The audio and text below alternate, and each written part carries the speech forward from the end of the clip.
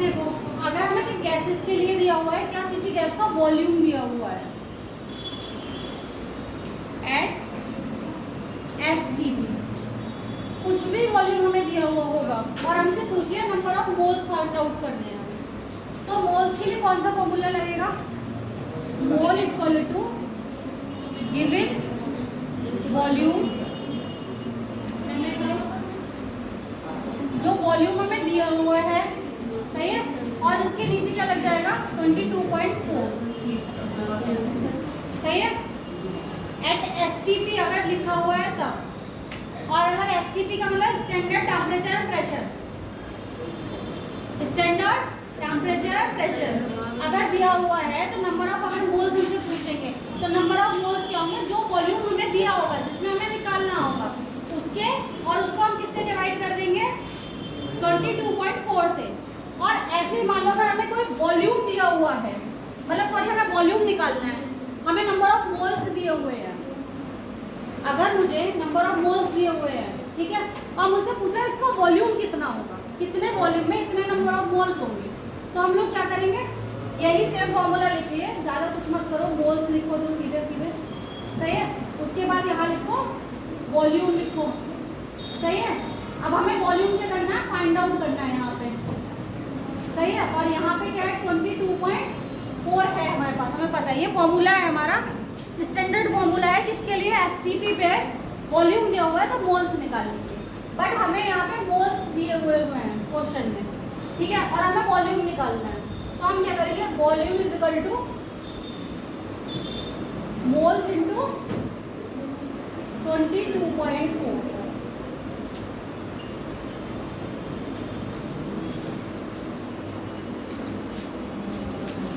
समझ में आया? लास्ट सीट समझ में आया? क्वेश्चन हम लोग इसके कल शाम को करेंगे, 8:30 बजे से क्लास होगी ऑनलाइन में, सही है। गूगल मीट का लिंक पहुंच जाएगा, इसमें ग्रुप पे पहुंच जाएगा, उसमें हम इस चैप्टर के क्वेश्चंस करेंगे। तो तुम्हारा काम क्या है कि सारे फॉर्मूलाज को अच्छे से मगअप करके आना। मैं कोशिश करूंगी प्रीवियस ईयर जो क्वेश्चंस होंगे वो तुम्हें सॉल्व कराऊंगी। पीडीएफ बेटा मैं अगले वीक डाल पाऊंगी, क्योंकि मैं यहाँ से पहुँचती बेटा 7 बजे, जितना डाल पाऊंगी वो मैं डाल दूंगी, ठीक है। बाकी जो प्रॉपर जो मैं सोच रही हूँ कि एक तरीके से इसमें क्वेश्चंस भी हो, थ्योरी भी हो, वो मैं नेक्स्ट वीक में पूरा करके डाल दूंगी, और जो चैप्टर आज शुरू करेंगे उसका साथ साथ में डाल दूंगी, ठीक है। ऐसे ही अगर हमसे क्या पूछा है,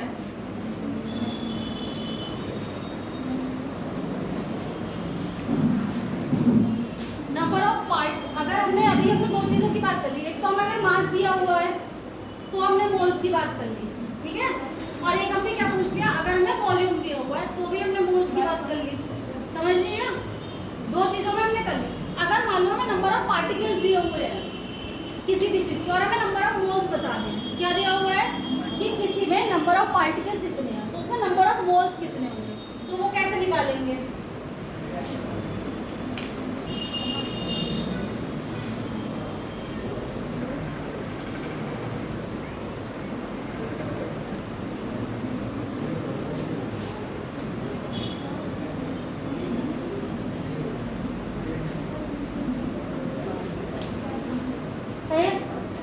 अगर नंबर ऑफ पार्टिकल्स दिए हुए हैं क्वेश्चन में और तुम्हें क्या निकालना है? मोल्स निकालना है, तो ये फॉर्मूला लग जाएगा।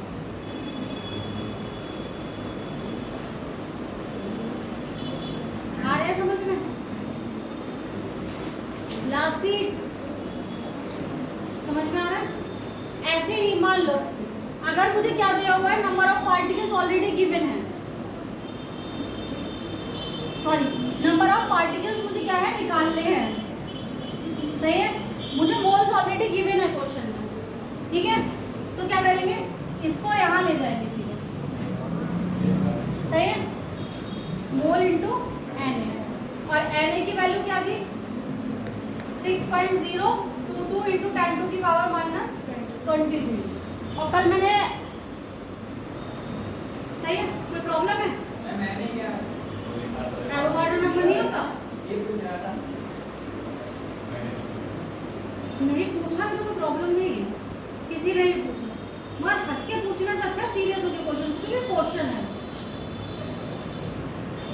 सीधे बदल लो। मैं बाद में आया इसको हटाओ। तुम्हारी मर्जी, हटो मत हटो कोई नहीं। ठीक है, समझ में आ रहा मोल कॉन्सेप्ट? इतना समझ में आ गया? क्वेश्चन दे रही हूँ, 2 क्वेश्चन और कर लो, फिर नया चैप्टर शुरू करते हैं। सही है? लिखो लिखो टोटल नंबर ऑफ एटम। क्या लिखेंगे? क्वेश्चन लिखो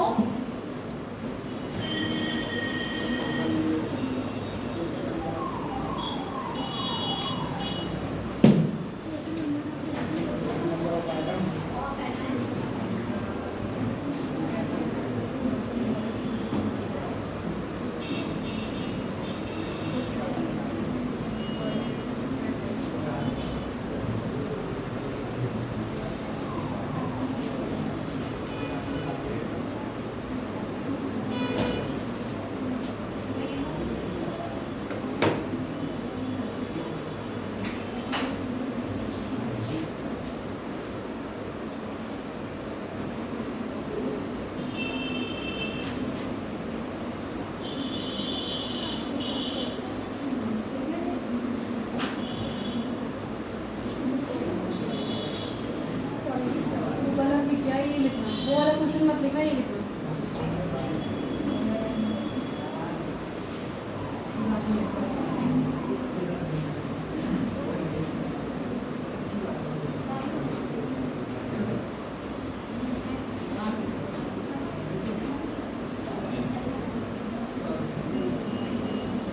अगर राइटिंग समझ में ना आए तो पूछ लेना।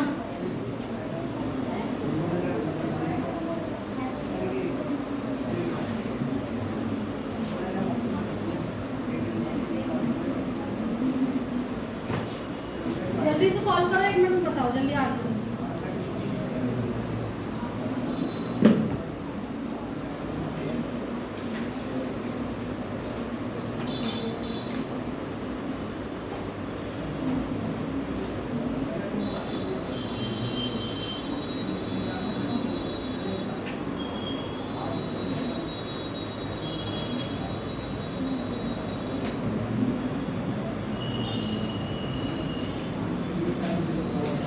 समझ में आ रहा है या नहीं आ रहा? देखो सबसे पहले इसका नंबर ऑफ मोल्स निकाल लो। तुम्हें गिवन मास कितना दिया हुआ है? 16 ग्राम दिया हुआ है। सही है, 16। और ऑक्सीजन का वो कितना होता है? सॉरी 16। हाँ, नंबर ऑफ मोल्स हम कैसे निकालेंगे? 16 ग्रामों में दिया हुआ था, 16 करेंगे, इसको क्या करेंगे, कितना आ जाएगा? 1 मोल आ गया हमारा। और नंबर ऑफ पार्टिकल्स कितने होते हैं 1 मोल में? एन होते हैं ना, बस। तो अगर अब तुमसे इस क्वेश्चन में होता है नंबर ऑफ पार्टिकल्स इन 16 ग्राम, तो कितना आ गया? 6.022 इंटू 10⁻23 भी लिख के दे सकता है और सीधे सीधे Na भी लिख के दे सकता है। सही है, समझ में आ गया? तो इस क्वेश्चन में तुम्हें 2 चीजें करनी पड़ी।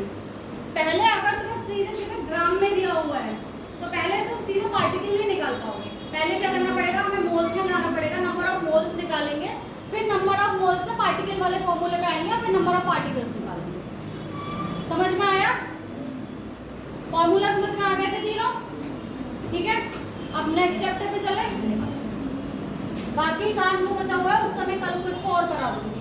ठीक है, थोड़ा टाइम से आ जाना मुझसे। क्या वही जो अभी आ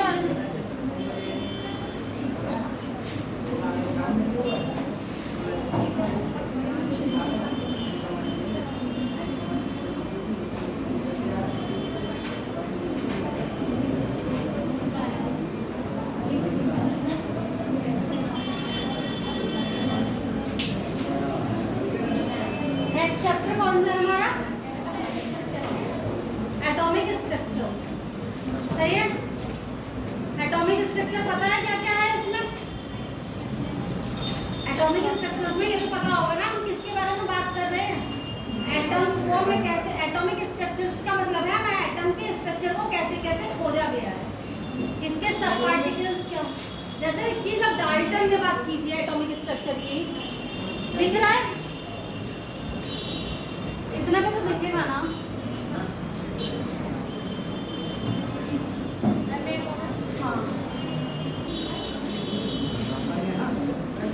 कल हमने कल के चैप्टर में पढ़ा था डाल्टन्स की थ्योरी पढ़ ली थी ना हमने।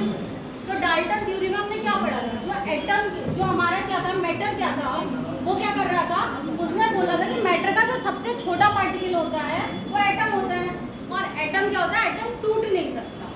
जब तक कि डाल्टन हमारे से बात कर रहे थे तब तक कि एटम को क्या करा गया था, फर्दर तोड़ा नहीं गया था, जिसमें सब एटॉमिक पार्टिकल्स। सब एटॉमिक पार्टिकल्स क्या है, सब एटॉमिक पार्टिकल्स हमारे हो रहे हैं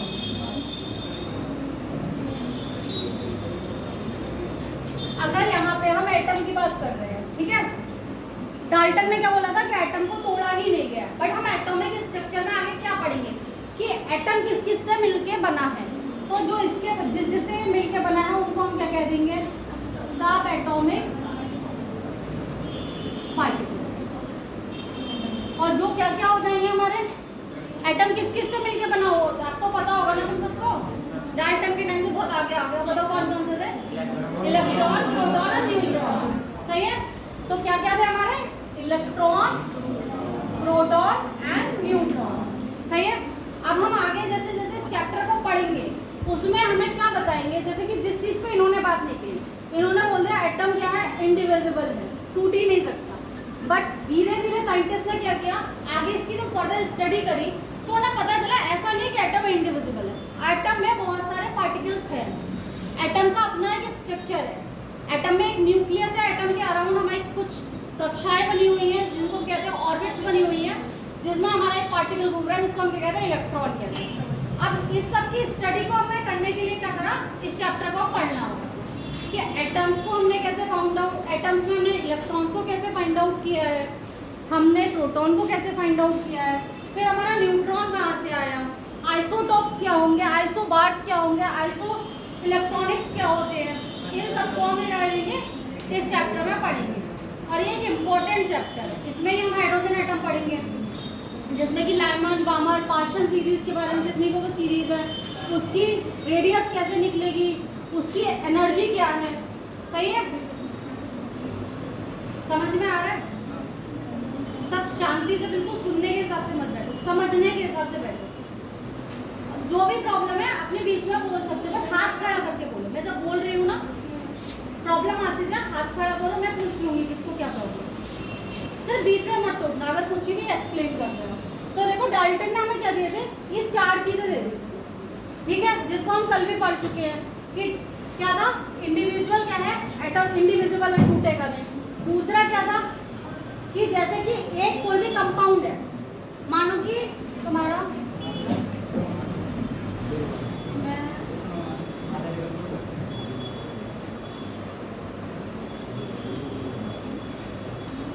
अब जैसे कि मेरे पास क्या है, 2 गुब्बारे बने हुए हैं, ठीक है।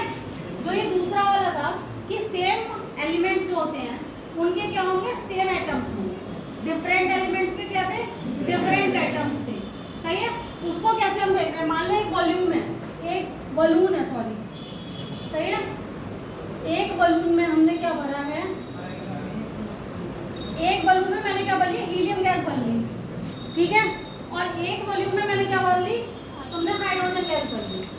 तो इसमें जो भी पार्टिकल्स होंगे वो किसके होंगे, हीलियम के होंगे, वो सेम होंगे, उनमें उड़ने की क्षमता सेम होगी, उनमें ज़्यादा देर जितनी देर कैपेसिटी वो गुब्बारे में भर के रह सकते हैं वो उतनी होगी, ठीक है। वही है हाइड्रोजन है, इसके मॉलिक्यूल्स अलग होंगे। बट जब हम किसकी बात कर रहे थे, NaCl की बात कर रहे थे, तो इसमें तो ये दोनों डिफरेंट अपनी प्रॉपर्टीज को शो करेंगे ना, जब अलग अलग है, और जब सेम है तो ये सेम टाइम में सेम प्रॉपर्टी को शो करते हैं। तो यही क्या था इनका दूसरा वाला था, देखो, हाँ बेटा आ जाओ।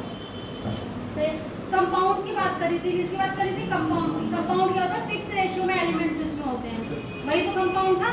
उसके बाद इन्होंने हमें चौथा क्या बता दिया था, भाई डाल्टन तो कल पढ़ाए थे, यहाँ भी लिखे हुए, कुछ तो बोलो। कौन सा mass of law of conservation of mass का था ना चौथा वाला, तो था कि जो क्या होते हैं, जो जब केमिकल रिएक्शन हम कराते हैं तो जो एटम्स होते हैं या जो मॉलिक्यूल्स होते हैं वो क्या करते हैं, रीऑर्गेनाइज हो जाते हैं। समझ में आया? रीऑर्गेनाइज हो जाते हैं, उनके मास में कोई भी डिफरेंस नहीं आता। जितना रिएक्टेंट का मास होता है उतना प्रोडक्ट का मास होता है।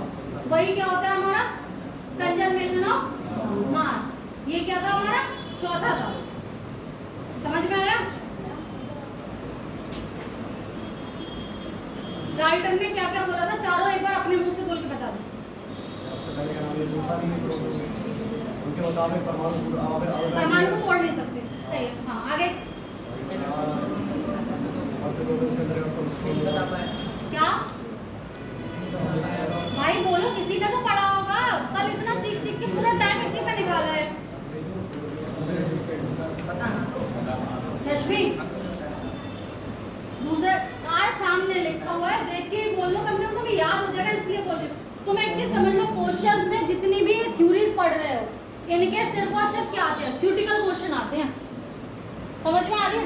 इनसे क्या आएगा, तुम्हें ये चारों लिख के दे देगा और एक कोई इसमें से नहीं होगा, कोई अलग होगा, और तुमसे पूछ लेगा इसमें से कौन सा इसका पॉस्टुलेट नहीं है और कौन सा पॉस्टुलेट है। इसलिए थ्योरी को बिल्कुल भी ऐसे मत छोड़ना कि भाई बहुत बोरिंग है निकालो। सिर्फ 4 है यार, 4 तो पढ़ सकते हो। एक तो इंडिविजुअल एटम था, दूसरा क्या था, सेम एटम्स की फिजिकल केमिकल प्रॉपर्टी सेम होंगी, डिफरेंट होंगी। तीसरा क्या था, कंपाउंड्स के बारे में बोला गया था कि फिक्स रेशियो में जब एलिमेंट्स को मिलाएंगे तो क्या बनेगा, कंपाउंड बनेगा। चौथा क्या था, कंजर्वेशन ऑफ मास, कि बस रीऑर्गेनाइज हो रही है रिएक्शन में, जितने भी एलिमेंट्स हैं कहीं जा नहीं रहे हैं। ठीक है, कैसी रिएक्शन में, केमिकल रिएक्शन में। बट न्यूक्लियर रिएक्शन में वो रीअरेंजमेंट नहीं होता, वहाँ क्या होता है, न्यूट्रॉन्स निकल जाते हैं, तो हमारे पास वहाँ मास में कमी आ रही होती है, वहाँ कंजर्वेशन ऑफ मास का अप्लाई नहीं होएगा। अब डाल्टन के जो ये थे, डाल्टन की इसमें कमी क्या रही थी, किस किस को एक्सप्लेन नहीं कर पाए थे, जो गैसियस वाले लॉज थे, एवोगाड्रो लॉ और गैलेसॉफ लॉ, उन दोनों को इन्होंने क्या नहीं किया था, एक्सप्लेन नहीं किया था। सही है। अब आओ आगे, ये नोट्स में तुम्हें डाल दूंगी, ये मिल जाएंगे।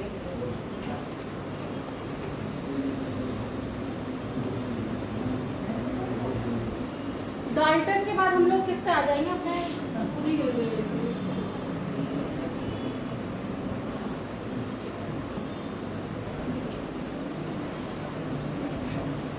देखो, डाल्टन के बाद हम लोग क्या पढ़ेंगे, हम पढ़ेंगे कैथोड रे एक्सपेरिमेंट।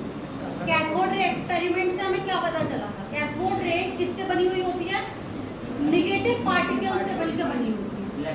उन नेगेटिव पार्टिकल्स को बाद में क्या बोला गया, इलेक्ट्रॉन्स बोला गया। तो अब हमें इसको पूरा क्या पढ़ना है कि हमने कैसे करके कैथोड रेज तक पहुंचेंगे, कैथोड रेज की खोज कैसे हुई। सही है। कैथोड रेज वाले को क्या कहते हैं, डिस्कवरी ऑफ इलेक्ट्रॉन्स। इसी से हमें पता चलेगा कि एटम में कुछ ना कुछ ऐसा होता है जो क्या था, नेगेटिव चार्ज कैरी करता है। ठीक है, तो इसके लिए हमने सबसे पहले क्या लिया, हमने एक ली ग्लास ट्यूब।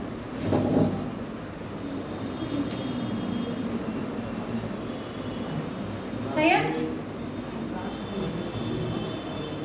अब हमने इसमें 2 लगा लिए क्या, इलेक्ट्रोड्स। सही है। इन इलेक्ट्रोड्स को हमने जोड़ दिया था किससे, बैटरी से,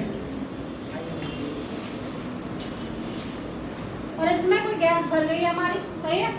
अब इन इलेक्ट्रोड्स को हमने बैटरी से जोड़ दिया और इसको क्या दिया, बहुत ज्यादा क्या दिया, हाई वोल्टेज।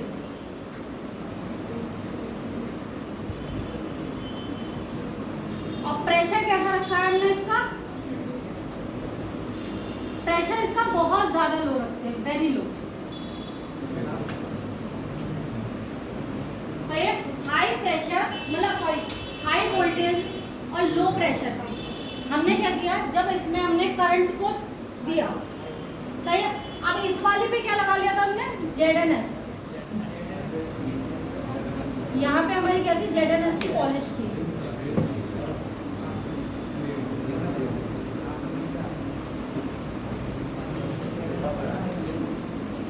दिख रहा है सबको, ये क्या होता है, फ्लोरिसेंट होता है, फ्लोरिसेंट है। फ्लोरिसेंट कंपाउंड है। फ्लोरिसेंट कंपाउंड क्या होते हैं, जो लाइट को ऑब्जर्व करते हैं। सही है। और जब उनमें लाइट पड़ती है वो लाइट को ऑब्जर्व करते हैं और फिर एक लाइट को इमिट करते हैं, एक डिफरेंट कलर की लाइट को क्या करते हैं, इमिट करते हैं। पहले एब्जॉर्ब कर लेंगे लाइट के जो भी चीज़ एनर्जी उन्हें मिल रही है, उसके बाद उसे लाइट की फॉर्म में क्या किया उन्होंने, इमिट किया। वो हमारे क्या कहलाते हैं, फ्लोरिसेंट कंपाउंड्स कहलाते हैं। ठीक है, तो यहाँ पे हमने कौन सा फ्लोरिसेंट कंपाउंड यूज किया है, ZnS को यूज किया है। सही है। फिर इन्होंने क्या किया, इन्होंने यहाँ से सब हाई वोल्टेज दिया बहुत ज़्यादा, तो इन्होंने क्या देखा कि यहाँ से कुछ रेस की फॉर्म में, ये इधर से निगेटिव टू पॉजिटिव, ये क्या था, कैथोड, ये क्या था, ये जाने लगे क्या, पार्टिकल्स की फॉर्म में एक रेज बना के धीरे धीरे ये जाने लगे। तो बीम्स की फॉर्म में ये जा रहे थे गैस में। तो हम क्या देखते हैं कि ये जो करंट का फ्लो जब हम देख रहे हैं तो हम किधर से किधर को जा रहे हैं, नेगेटिव टू पॉजिटिव। और हम सबको ये पता है सेम क्या करते हैं, रिपेल करते हैं। सही है, सेम की सेम क्या कर रहे होते हैं, सेम चार्जेस रिपेल कर रहे होते हैं, और डिफरेंट चार्जेस क्या कर रहे होते हैं, अट्रैक्ट कर रहे होते हैं। जब हमने देखा कि ये जो पार्टिकल जो भी इसमें से निकल रहा है करंट फ्लो करने में, वो किधर को जा रहा है, पॉजिटिव की तरफ को जा रहा है। इट मीन्स उधर को इसको कुछ अट्रैक्शन फील हो रहा है। अगर यही रेज नेगेटिव चार्ज की वजह, मतलब ये इलेक्ट्रॉन्स नेगेटिवली चार्ज नहीं होते, तो क्या ये इधर को जाते, नहीं जा रहे होते। तो जब हमने देखा कि रेज इस साइड में जा रही, इट मीन्स हमें पता चला कि जब हमने जो भी इसमें डाला है उसमें क्या है, कुछ ना कुछ नेगेटिव का कंटेंट है। ठीक है, उसमें क्या है, नेगेटिव का कुछ ना कुछ चार्ज है, तभी तो वो पॉजिटिव चार्ज की तरफ गया। तो इस तरीके से जब इन्हें इसकी पूरी स्टडी करी, ठीक है, तो उससे क्या पता चला इन्हें कि इन्हें हमने क्या बोल दिया, फिर इलेक्ट्रॉन, इन्हीं पार्टिकल्स को क्या बोला, जो इस रेज में मिलने वाले इलेक्ट्रॉन पार्टिकल थे उनको क्या बोला गया, इलेक्ट्रॉन बोला गया। यहाँ से जब मैंने इसको चार्ज दिया, हाई वोल्टेज दिया, बहुत ज़्यादा हाई वोल्टेज, प्रेशर क्या है, बहुत कम है। उसके बाद जब इसमें इलेक्ट्रॉन्स का फ्लो होना शुरू हुआ, जो चार्जेस इसमें फ्लो होने शुरू हुए, वो किधर से किधर को जा रहे थे, नेगेटिव टू पॉजिटिव जा रहे थे। तो जो चार्जेस हुए, जो पार्टिकल्स इसको बोला गया, जो जिस रेस के थ्रू, जो रेस के फॉर्म में जा रहे थे एक तरीके से, उनको हमने क्या बोला गया, इलेक्ट्रॉन बोला गया। इलेक्ट्रॉन की खोज किसने की थी, सही है। अब देखो कैथोड रेस की हमने क्या लिखेंगे, कैरेक्टरिस्टिक प्रॉपर्टीज देखते हैं।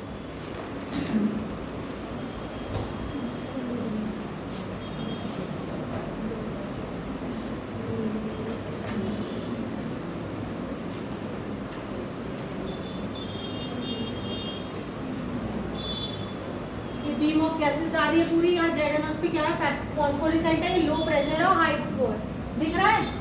ये बना लो जरा कॉपी में, कॉपी डालो, कैथोड रे एक्सपेरिमेंट और बना लो। समझ में आया, लास्ट सीट मैं हट जा रही हूँ, बस ये बताओ समझ में आया।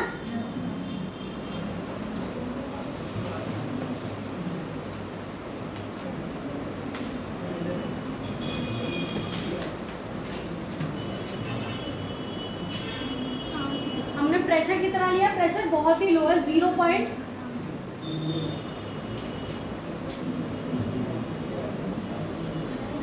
दिख रहा है, प्रेशर कितना लिया, नहीं दिख रहा है या दिख रहा है,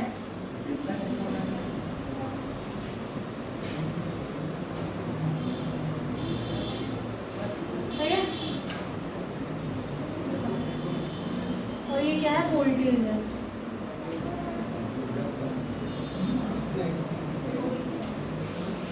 वोल्टेज क्या है, बहुत ज्यादा हाई है। ZnS क्या है, हमें फॉस्फोरेसेंट मटेरियल है, जो क्या करता है, पहले एनर्जी को एक्सेप्ट करता है, फिर अपने इलेक्ट्रॉन्स को निकालता है, जो उसके फोटॉन्स की फॉर्म में निकलते हैं, उससे क्या होती है, एक लाइट इमिट हो रही है।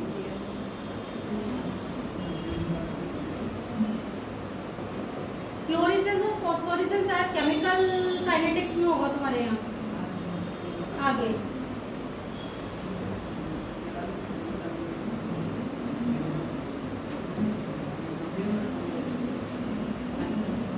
बना रहे हो क्या, नहीं दिख रहा बेटा, कुछ दिखने ना। लगा सकते हैं ना। चलो पीछे लग जाए, अगर स्टेप्स लग जाए। पीडीएफ डालूंगी, जितना दिख रहा है देख लो, नहीं दिख रहा बाद में लिख लेना प्लीज।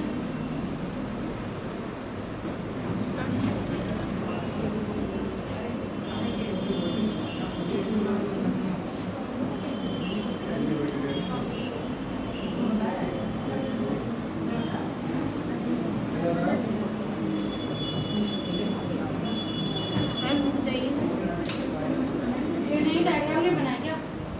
फोटो खींच लो ना, फोन तो होंगे ना।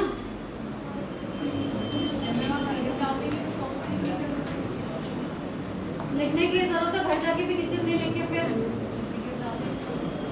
मैं अभी तक ग्रुप में एडमिन नहीं हूँ, तो उसमें अभी पीडीएफ पढ़ नहीं रहा मेरा। चलो तो आगे बाद में लिख लेना, बाद में भी यहीं पे रहेगा। सही है, टाइम मत खराब करो। अब जब हमने कैरेक्टरिस्टिक्स का मतलब क्या होता है? किसी की भी क्वालिटीज। कैरेक्टरिस्टिक्स का मतलब क्या होता है? किसी की विशेषताएं। कैथोड रेज की क्या क्या विशेषताएं थी, फिर हम उसके बारे में बात करते हैं। तो कैथोड रेज कैसे जा रही थी? बिल्कुल स्ट्रेट जा रही थी। सही है, क्या जा रही थी? स्ट्रेट जा रही थी। अब हमने क्या देखा? हमने एक छोटा सा यहाँ पे ये लगा दिया, एक पंखा टाइप का समझ लो तुम। सही है, एक पंखा टाइप का हमने इसमें रखा। ग्लास ट्यूब के अंदर क्या रखा? एक छोटा सा एक एलिमेंट रख दिया। हमने देखा कि कैथोड रेज अब जा रही है, पास हो रही है इससे, तो ये क्या कर रही है? इसको घुमा रही है। सही है, क्या करा इन्होंने?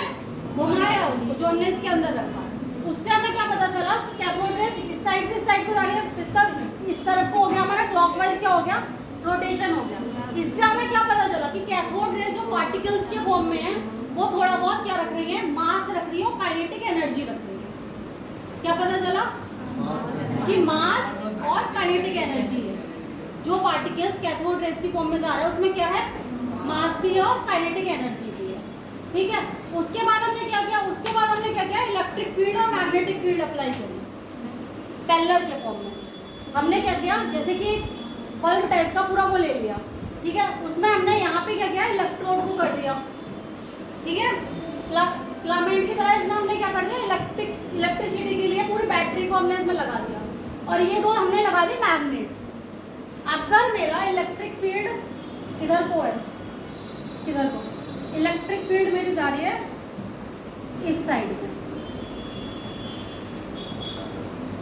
इलेक्ट्रिक फील्ड मेरी है, हाँ चल क्यों जा रही है?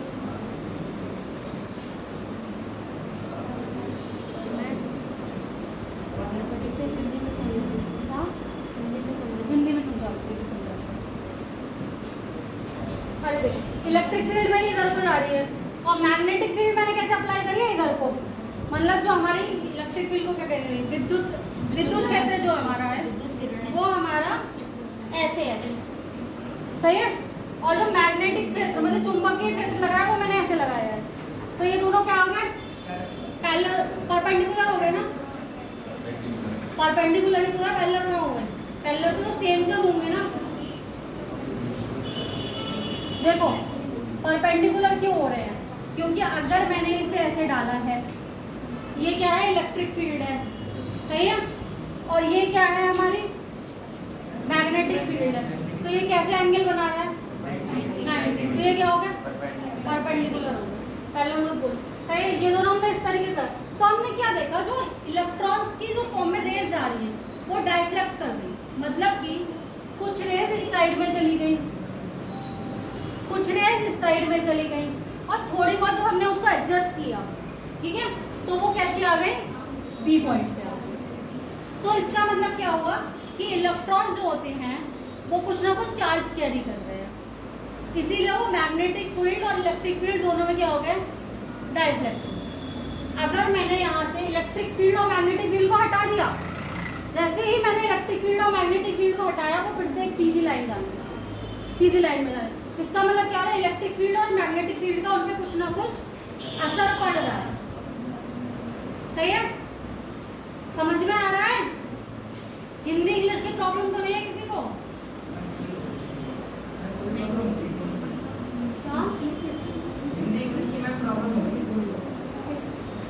कहाँ पे हो रही है बेटा? कहाँ पे हो रही है बताओ तो। किस तो ऐसे मुझे बोली नहीं, समझ नहीं आया। ये है ना जैसे तो तुम मुझे ये तो बता दो ना कौन सा वर्ड समझ में नहीं आ रहा, तभी तो मैं तुम्हें बता रहा वो हूँ। वर्ड ही तो नहीं बोल मिला मुझे, समझ में ही नहीं आया क्या इसी में मैम ऊपर वाले स्लाइड में था। आपने कुछ समझा नहीं तब बोला। बताओ कहाँ पे था? एनोड हाँ, तब तो जो आपको बताना ZNS ये जेडएनएस कोटिंग को जेडएनएस को फ्लोरेसेंस को हिंदी में क्या कहते हैं यार? इसमें चमक उत्पन्न होती है, तुम्हें इतना समझ हिंदी में सही है? क्या कहते हैं? मैं हिंदी बता दूंगी कल को तुम्हें, क्योंकि भाई मुझे भी बहुत टाइम इंग्लिश का ही हो गया, तो मुझे भी इतना हिंदी नहीं आता। तो ये क्या होता है, एक ऐसी चीज एक ऐसा मटेरियल होता है जो एनर्जी को एब्जॉर्ब करता है, मतलब एनर्जी ग्रहण कर लेता है, किसी भी फॉर्म में कर लिया। मान लो सूरज की रोशनी, तुमने वो देखा होगा जो रात में वो स्ट्रिप्स पहन के घूम रहे होते हैं ट्रैफिक वाले ना, वो क्या कहते हैं लाइट को ऑब्जर्व कर लेते हैं, और फिर उसके बाद जब अंधेरा हो जाता है तो वो शाइन करती है बहुत ज्यादा। वही कॉन्सेप्ट फ्लोरेसेंस और फॉस्फोरेसेंस का है, सही है? कि एनर्जी को ऑब्जर्व करेंगे, अपने प्रोटॉन्स को जब निकालेंगे, और जब हाई एनर्जी से लो एनर्जी में प्रोटॉन आ रहा होता है, तो हमारा क्या करता है, वो लाइट के फॉर्म में अपनी एनर्जी को इमिट करता है।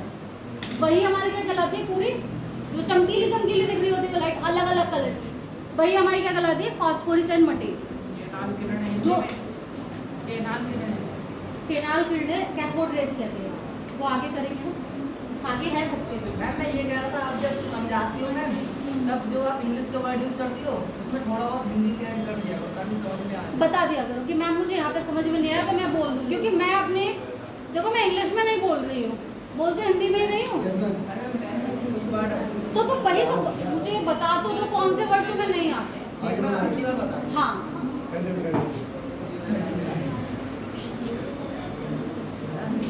हमने क्या क्या पढ़ लिया? एक तो क्या है, मासेस है, इलेक्ट्रॉन्स में क्या क्या है, कैथोड रेस के बारे में हम लोग इलेक्ट्रॉन पढ़ा, उसमें क्या मास है और काइनेटिक एनर्जी है। उसके बाद हमने क्या पढ़ा कि इसमें क्या कर रहे हैं, कुछ चार्जेस भी हैं, क्योंकि ये क्या कर रहा है, मैग्नेटिक फील्ड और इलेक्ट्रिक फील्ड में क्या हो जा रहा है, डेविएट हो जा रहा है, मतलब अलग अलग दिशा में चले जा रहे हैं। जिस लाइन में न जाना था उस लाइन में ना जाके इधर उधर चले जा रहे हैं, तो उसका हो गया, सही है?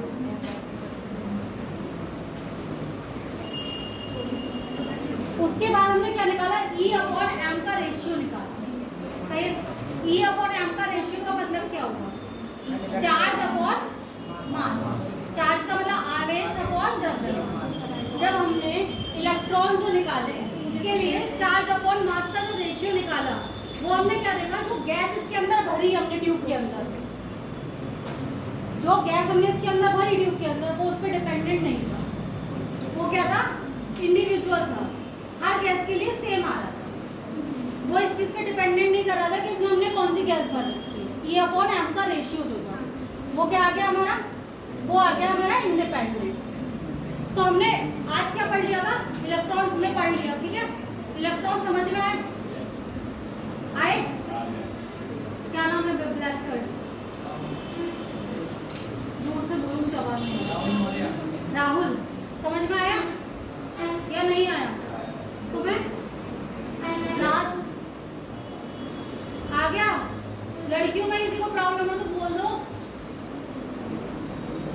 देखो 4 दिन है इस चैप्टर को खत्म करने के लिए, इतना बड़ा चैप्टर नहीं है तो नहीं खत्म होगा। तो अगर तुम लोगों को क्वेश्चंस है तो तुम लोग बीच में भी पूछ सकते हो। रश्मि तुम्हें आ गया, आगे बढ़ो।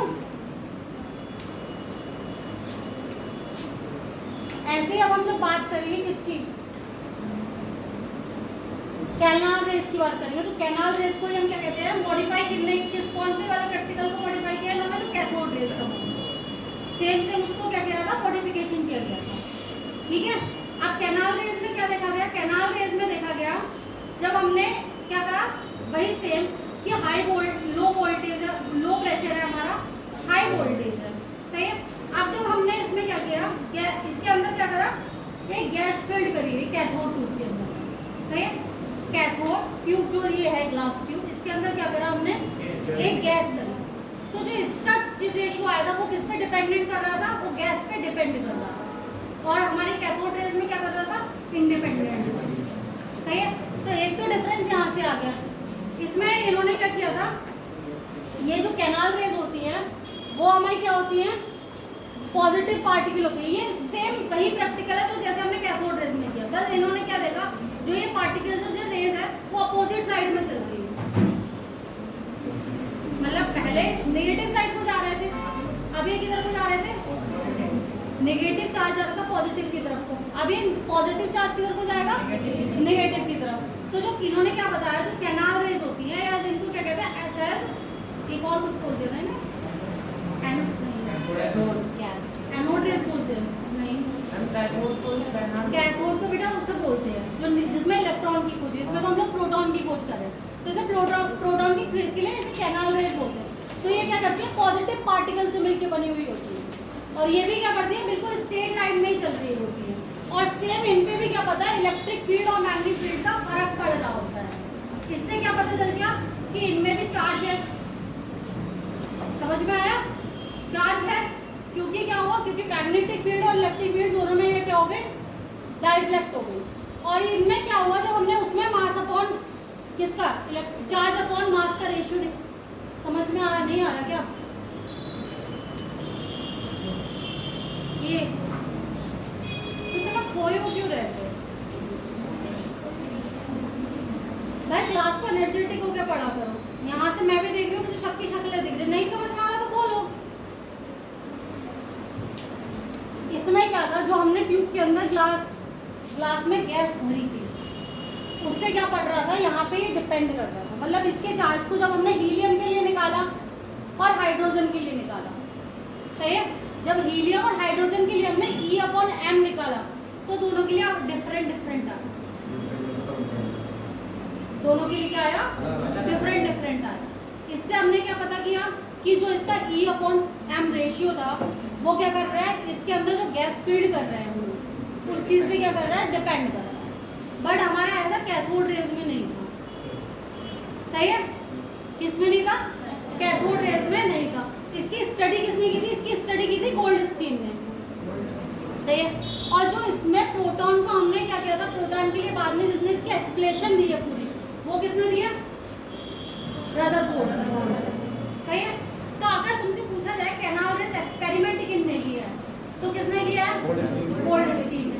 प्रोटॉन की खोज किसने की है, रदरफोर्ड, ठीक है, साइंटिस्ट के नाम याद है, ठीक है, समझ में आया अभी तक जितना पढ़ाया, आ रहा है। अच्छा एक चीज बताओ, इसके लिए हमने जो कंडीशन रखी है कैथोड रेज के लिए कि प्रेशर और जो हमने वोल्टेज दिया वो कैसा होना चाहिए, लास्ट प्रेशर और वोल्टेज में मैंने अभी बताया कि प्रेशर ऐसा होना चाहिए और वोल्टेज ऐसा होना चाहिए, वो क्या होना चाहिए, बहुत ज्यादा होना चाहिए, ठीक। अब देखो, अब हमें क्या मिल गया, ऐसे ही हमने जब क्या करा, हमने न्यूट्रॉन की खोज कहाँ से करी, चैडविक ने क्या किया, चैडविक नाम के एक साइंटिस्ट हुए, उन्होंने क्या किया, बेरिलियम एटम लिया, सही है, बेरिलियम एटम पर उन्होंने अल्फा पार्टिकल्स को क्या करा, बम्बार्डिंग कराई। बम्बार्डिंग का मतलब होता है हमने एक बेरिलियम ले लिया और इसमें बहुत सारे अल्फा पार्टिकल्स को हमने छोड़ दिया, सही है। जब वो जैसे कि मान लो कि तोप के सामने किसी को रख दिया और उसमें बहुत सारी गोलियां चल रही है, तो हमने देखा कि धीरे धीरे क्या हुआ, उससे न्यूट्रॉन्स निकलने लगे, क्या हुआ, उससे कुछ एक चीज निकली,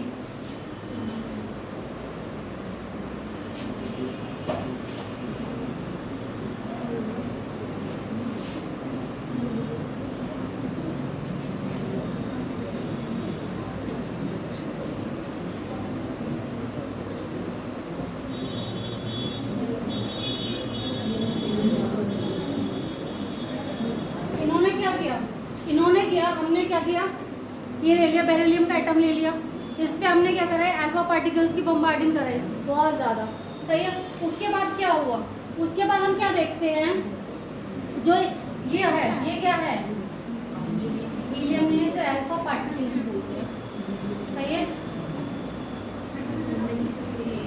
समझ में आया। अल्फा पार्टिकल क्या होता है, अल्फा पार्टिकल को हम कैसे लिखेंगे, आगे रेडियो एक्टिविटी में हम ये सब यूज करेंगे। अल्फा पार्टिकल को हम कैसे लिखते हैं, 2He4, हीलियम का जो एक मॉलिक्यूल होता है वो क्या होता है हमारा अल्फा पार्टिकल। समझ में आया?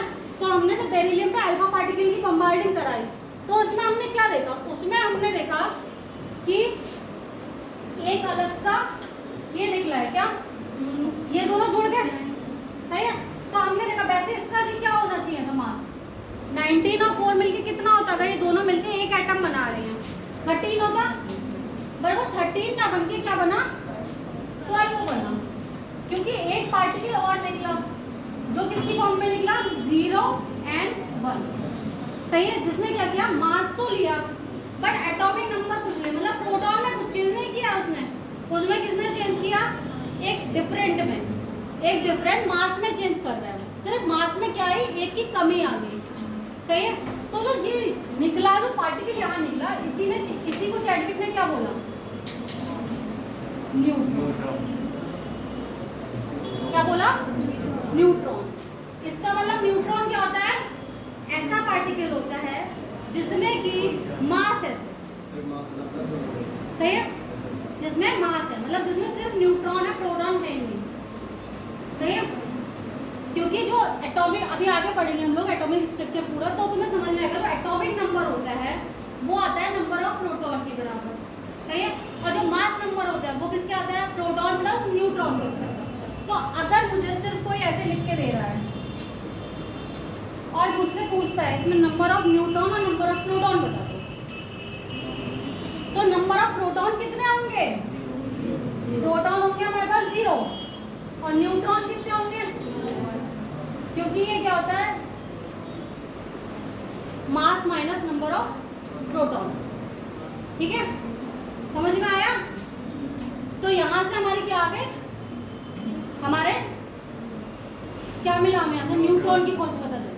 अब देखो एक ट्रिक है ये तुम्हें इनके, जैसे कि हम इलेक्ट्रॉन प्रोटॉन के बारे में थोड़ी थोड़ी चीजें पढ़ते हैं। हमने इलेक्ट्रॉन क्या बताया था? इलेक्ट्रॉन क्या होता है नेगेटिवली चार्ज पार्टिकल है, बट अभी तक मैंने ये नहीं बताया कि इलेक्ट्रॉन पर चार्ज कितना है। तो इलेक्ट्रॉन पर रिलेटिव चार्ज हमारा जो आया वो आया -1, इलेक्ट्रॉन पर नेगेटिव चार्ज कितना आया -1 आया, ठीक है।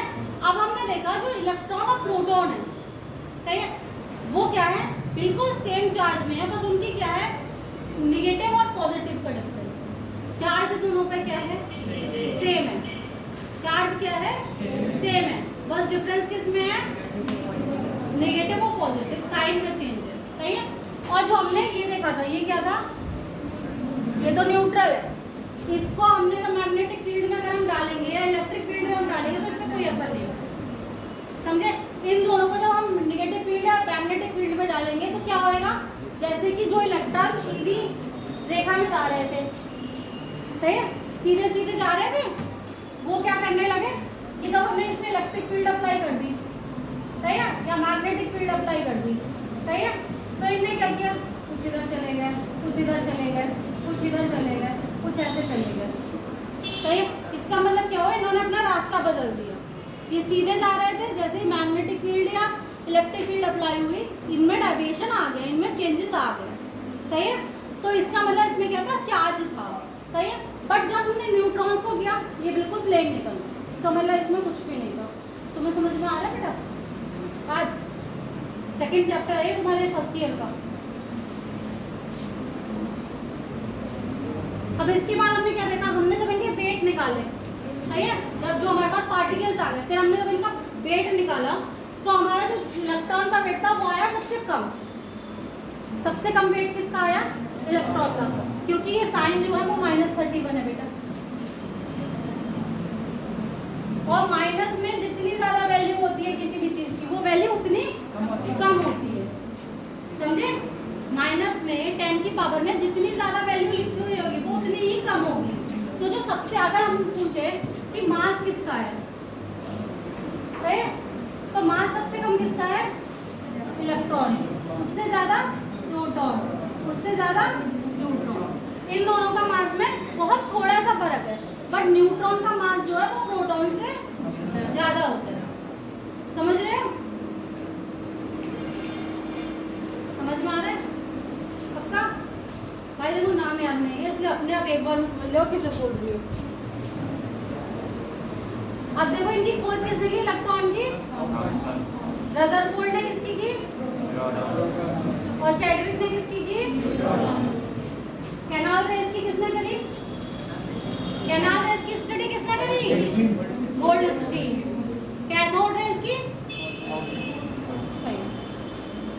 अब ये ट्रिक है, ई से इलेक्ट्रॉन, ई से पी से प्रोटॉन, आर से रदरफोर्ड, एन से न्यूट्रॉन, चार से चैडविक।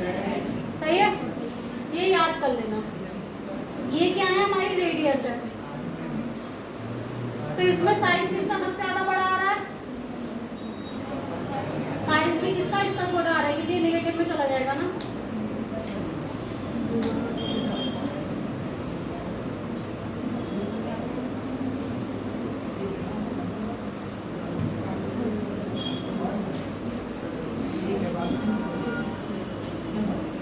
आया समझ में इतना, एक बार पढ़ लिया, आगे बढ़ो। ये तो समझ में आ गया था कि हमने बेरिलियम के न्यूक्लियस दे दिया, अल्फा पार्टिकल की बम्बार्डिंग करा दी, उसके बाद हमारा कार्बन का पार्टिकल कार्बन का न्यूक्लियस बन गया, और क्या निकल गया था, एक न्यूट्रॉन निकल गया। सही है, दोनों के क्या मिल गए थे, हीलियम, जो अल्फा पार्टिकल था इसके जो वो थे मिलके इसने क्या बना लिया, 6 बना लिया, बट मास में आ गई थी एक की कमी। ठीक है, अब आते हैं हम लोग थॉमसन का जो मॉडल था एटम का, इसको क्या बोला गया था, एक तो इसे तरबूज मॉडल बोलते हैं। हाँ, उन्हें पढ़ा होगा हिंदी मीडियम में, तो शायद तरबूज मॉडल करके ही लिखा हुआ है ये। सही है,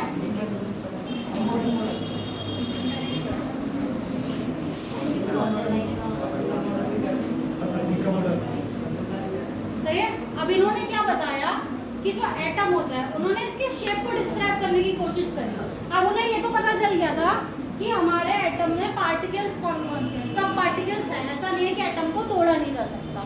सही है, तो जब उन्होंने बात करी तो उनको अभी क्या था, हमने कक्षाओं के बारे में बात करी, वो जब हम आगे कहाँ जाके करेंगे, बोर्ड की तरफ जाके करेंगे। ठीक है, अभी उन्होंने क्या किया, उन्होंने सोचा जो हमारा एटम है वो क्या है, एक स्पेरिफिकल फॉर्म में है। किसमें है, एक स्पेरिकल फॉर्म में है, और उसका जो मोस्ट ऑफ द पार्ट है वो कैसा है, पॉजिटिव चार्ज है। कैसा है, पॉजिटिव चार्ज है। सही है, और इसकी रेडियस क्या, बहुत छोटी है। क्या है, रेडियस 10⁻⁻10 मीटर में है।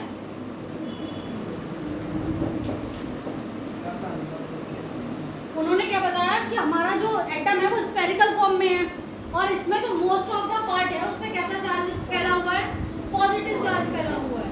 सही है, और जो इसमें इलेक्ट्रॉन्स हैं, मतलब जो इसके नेगेटिव चार्ज है, वो कहीं कहीं अपने बीच बीच में, जैसे तरबूज में बीजे लगे हुए होते हैं अलग अलग जगह, उनका कोई ऐसा तो है नहीं कि भैया एक ज्योमेट्री में लगे हुए, कहीं भी हो सकता है। ऐसे ही इन्होंने बताया जो प्रोटॉन्स के बीच बीच में कहीं ना कहीं हमारे क्या रहते हैं, नेगेटिव पार्टिकल्स रहते हैं, जिससे कि नेगेटिव पॉजिटिव में क्या बना रहता है, अट्रैक्शन बना रहता है, और वो स्टेबल रहते हैं, और यूनिफॉर्मली डिस्ट्रीब्यूट होता है पूरे उसमें। यूनिफॉर्मली डिस्ट्रीब्यूटेड का मतलब होता है पूरे में समान रूप से फैले हुए होते हैं। समझे,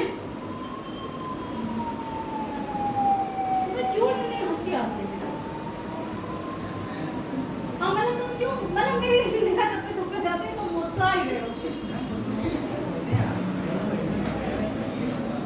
तो मारी पे बोल रही हूँ, वो नहीं मुस्कुराना था, वो भी शांति से बैठो। तुम क्यों, मतलब मैं जब वो वर्ड से ऐसे करके बोलूंगी, मुझे बस कुछ बोलना है, कुछ करना है, तो सही से बोल लो।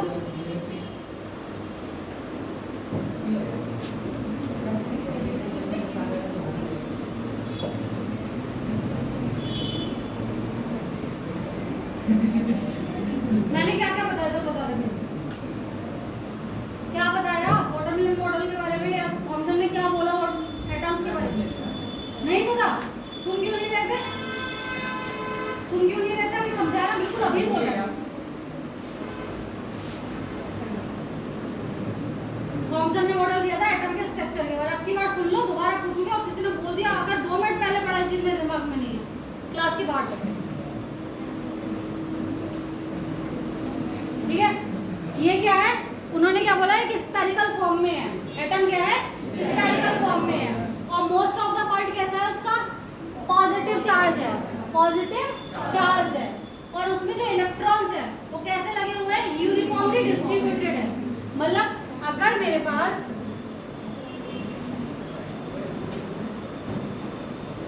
एक गोला है, ये सही है, अब इसमें ये सब क्या है, जितना भी इसका भाग है ये सब क्या है,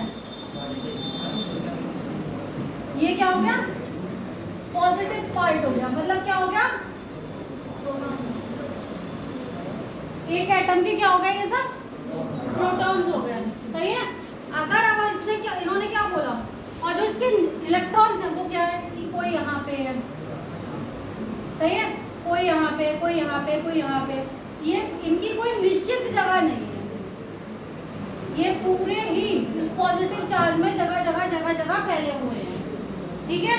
यही क्या था तुम्हारा थॉमसन का प्लम पुडिंग मॉडल था, सही है। हाँ, इलेक्ट्रॉन्स ही थे जो मैं बोल रही थी, वो इलेक्ट्रॉन थे, मगर इसी को क्या बोला गया, थॉमसन का प्लम पुडिंग मॉडल, या फिर क्या बोला गया, तरबूज मॉडल, सही है।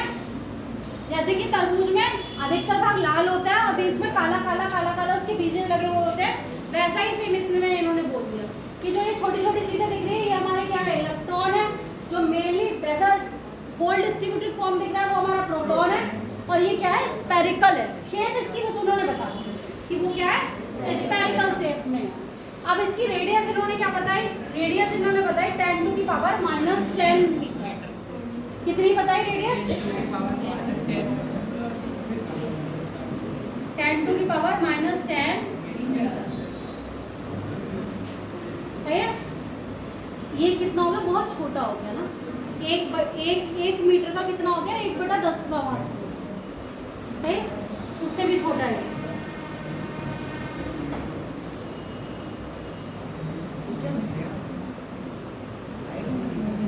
अब हम जब पढ़ेंगे इनके ड्रॉबैक्स क्या क्या है, अब तुम अपने हिसाब से सोच के बताओ कि सबसे ज्यादा बड़ा ड्रॉबैक क्या रहा होगा, कमी क्या रही होगी इस मॉडल में। मैम वो ये नहीं बताता कि इलेक्ट्रॉन एग्जैक्टली है कहाँ पे, और जब इलेक्ट्रॉन और प्रोटॉन की एक्यूरेट सिचुएशन को नहीं बता पा रहे हैं तो उसकी वजह से क्या हुआ, हमारा जो स्ट्रक्चर हम अगर इनके तरीके से हमने अपना जो भी एटम का स्ट्रक्चर बनाया वो हमारा क्या हो गया, अनस्टेबल हो गया, वो स्टेबल ही नहीं आएगा, क्योंकि अगर उन्हें यही नहीं पता है कि इलेक्ट्रॉन्स को कहाँ पे रखना है, प्रोटॉन्स को कहाँ पे रखना है, तो कैसे करके हमारा स्टेबल कैसे बना रहेगा।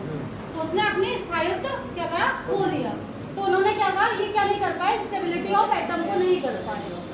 ऐसे ही हाइड्रोजन एटम का जो लाइन स्पेक्ट्रा आता है, जो तुम अभी आगे पढ़ोगे, एब्जॉर्प्शन स्पेक्ट्रा और क्या कहते हैं, इमिशन स्पेक्ट्रा, ठीक है, उसको क्या नहीं कर पाए, ये एक्सप्लेन नहीं कर पाए, ठीक है। तो ये क्या रही इसकी, इस मॉडल की क्या रही थी, कमियां रही।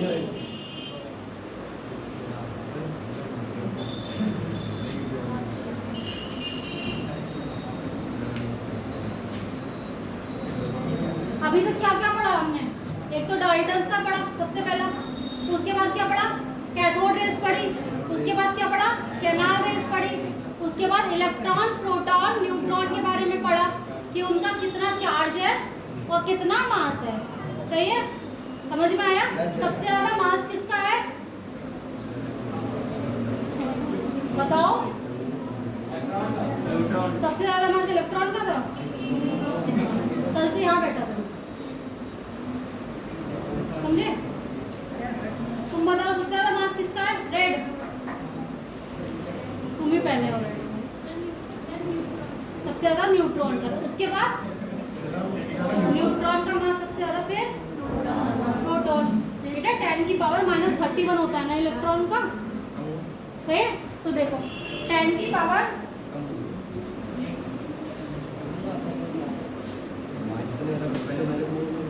अगर 10 की पावर कोई भी माइनस में होती है, ये 31 आ जाता है इलेक्ट्रॉन का, और 10 की पावर -27 और 10 की पावर -27 ये प्रोटॉन है, एक न्यूट्रॉन।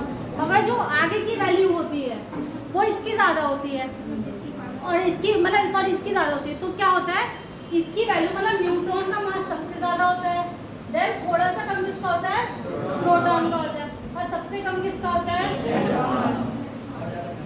सही है। इलेक्ट्रॉन पर चार्ज कितना होता है,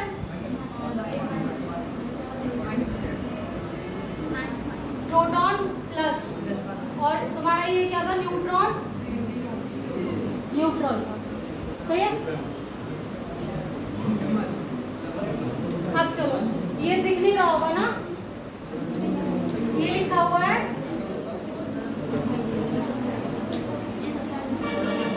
Rutherford nuclear model of atom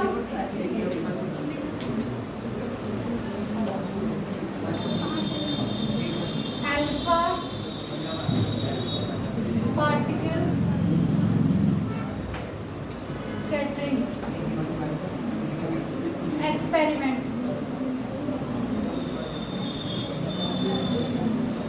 heading दिख गया? अब तो दिख गया होगा ना,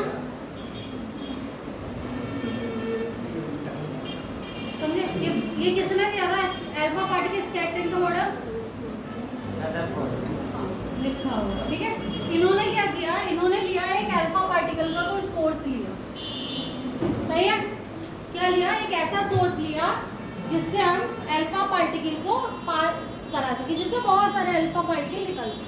फिर उन्होंने बीच में क्या लगाई, एक पीवी की प्लेट लगा दी। क्या लगा दी? एक प्लेट लगा दी, जिसमें बीच में क्या किया, उन्होंने एक होल किया, सही है? मान लो एक पूरी ऐसे करके उन्होंने एक सॉलिड प्लेट ली है, ठीक है। फिर यहाँ एक छोटा सा क्या कर दिया, होल कर दिया। यहाँ पे इन्होंने क्या रखा था, एक ऐसा बॉक्स रखा जिससे क्या निकल रहा है, बहुत सारे अल्फा पार्टिकल निकल रहे हैं। अल्फा पार्टिकल कैसे जाएंगे, जब तक कुछ भी मैग्नेटिक और वैसी फील्ड नहीं लगी हुई है, तो कैसे जाएंगे? सीधे, बिल्कुल सीधे सीधे से पास हो रहे थे, ठीक है। यहाँ से पास हो रहे थे, यहाँ से जब वो पास होते जा रहे थे, फिर उन्होंने एक यहाँ पे क्या लगाई, स्क्रीन लगाई, सही है। और इस स्क्रीन पे इन्होंने क्या किया, ZNS की क्या कर दी, ZNS की पॉलिश कर दी। ZNS की पॉलिश क्यों करी? जब भी उसमें कोई भी किरण या कुछ भी आएगा तो उस समय एक चमक मिलेगी, जिससे हमें पता चल पाएगा कि हमारे प्रैक्टिकल की में हो क्या रहा है, ठीक है। इन्होंने बीच में क्या लगाया, गोल्ड की फॉइल लगा दी,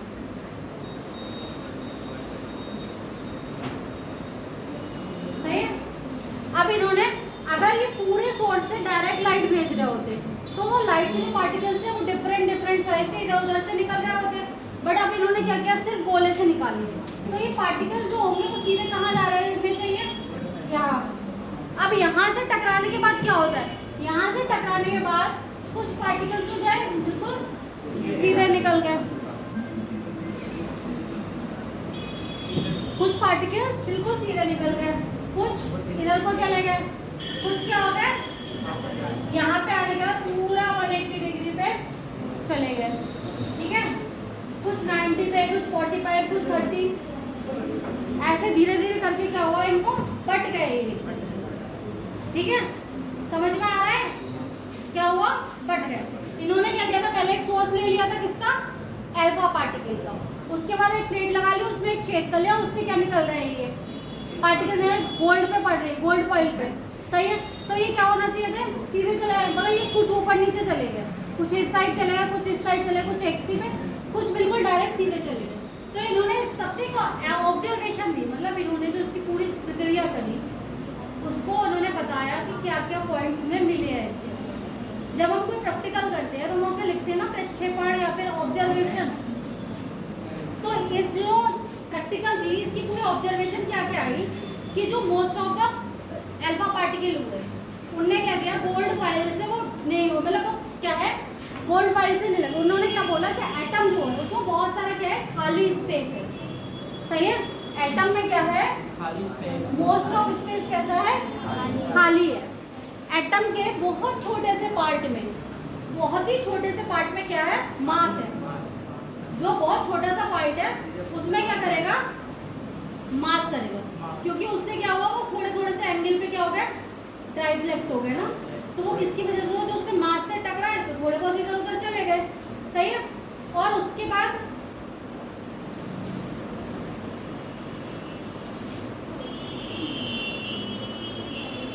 समझ में आ रहा है, कुछ अच्छे पे मैं समझाऊं। अगर मान लो एक चीज़ है, लाइट आ रही है कहीं से, ठीक है, सही, सीधी सीधी यहाँ से आ रही है, अगर इस पे डायरेक्ट आके पड़ेगी ठीक है।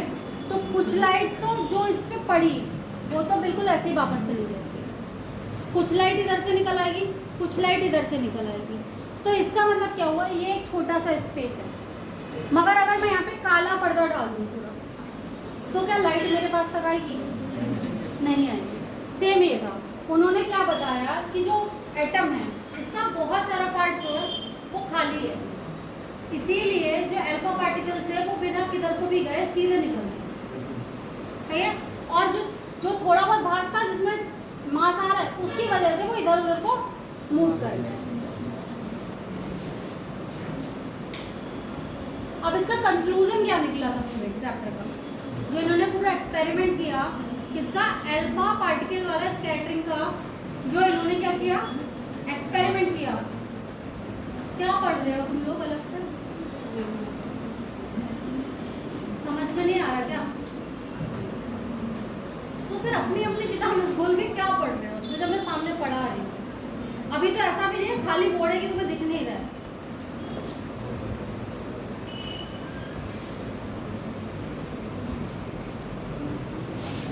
क्या बताया ना, कंक्लूजन क्या निकला? मोस्ट ऑफ द स्पेस क्या है? खाली है, सही है। फ्यू अल्फा पार्टिकल जो क्या थे? पॉजिटिवली चार्ज होते हैं पर रिफ्लेक्ट, क्योंकि उन्होंने इससे जब मान लो अगर मेरे पास एटम के पास में क्या है, एटम के पास में अगर खाली स्पेस है,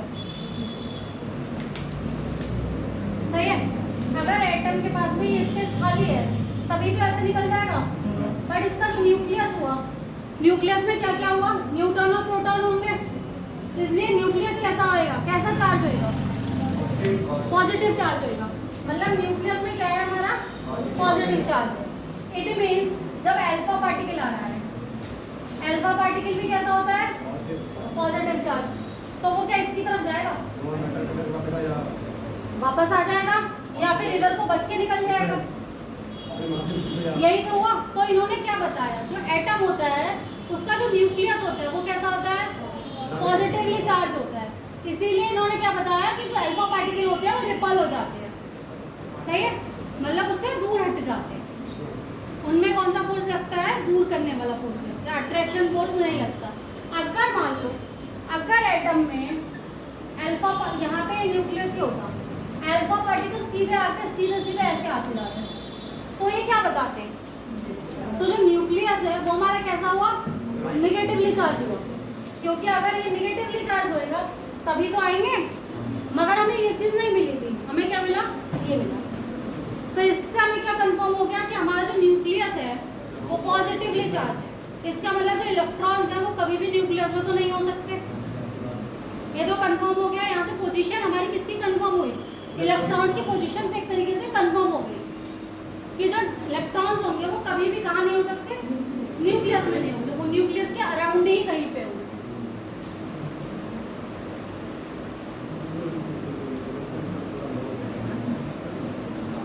ये लिख लो या फोटो खींच लो, अगर खींचना हो तो, क्योंकि अभी सामने ही लिखा हुआ है।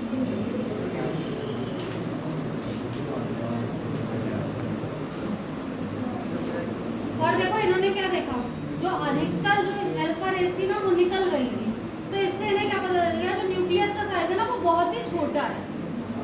क्या है? बहुत स्मॉल है। इसलिए इस पूरे जो हमें क्या कहना चाहिए, थ्योरी जो इन्होंने हमें दिया, जो एक्सपेरिमेंट किया, उससे हमें तीन चीजें और निकल के आई। वो मेन क्या थी? एक तो एटम की रेडियस कितनी हुई यहाँ पे,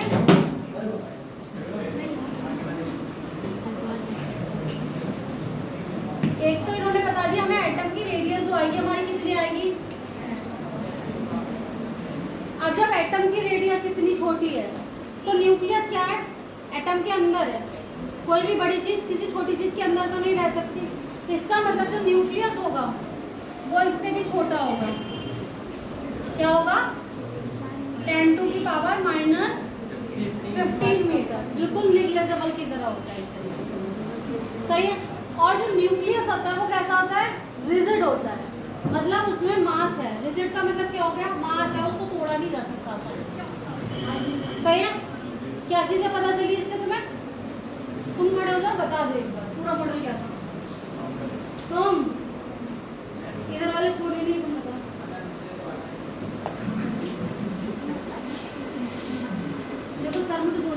क्लास से बाहर भी कर सकते हो। अगर तुम्हें नहीं आ रहा तो इसीलिए तो पढ़ा रही हो ना, नहीं आ रहा अभी भी नहीं आ रहा क्या?